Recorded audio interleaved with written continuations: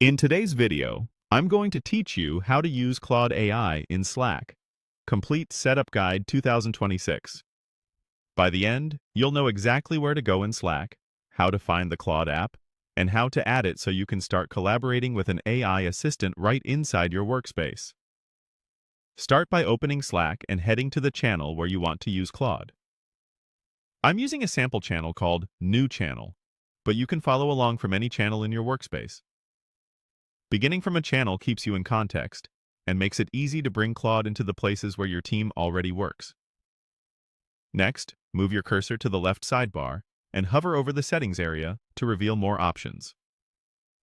Depending on your layout and Slack theme, this may look like a small gear or a section that expands as you hover. Don't worry if you don't immediately see it. Just slowly move over the left panel until the expanded menu appears. From there, click on Apps and Workflows.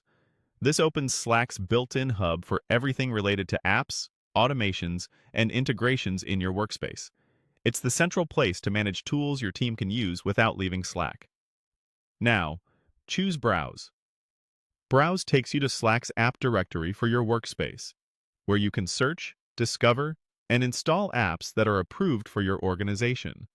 If your company has restrictions, you'll still be able to see what's available and learn what's needed to enable it.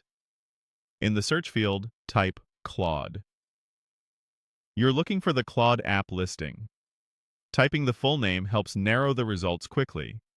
If you don't see it right away, double-check your spelling, confirm you're in the Marketplace view, and make sure your workspace allows browsing apps.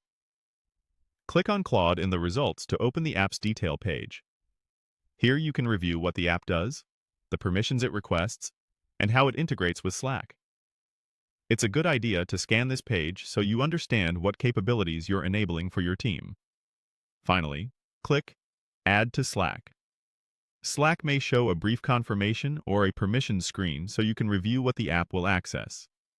If you're not authorized to add apps, you'll see a note to contact your workspace admin.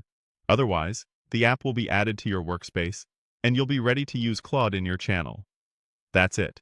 You opened your channel, found apps and workflows, browsed the directory, searched for Claude, opened its page, and added it to Slack.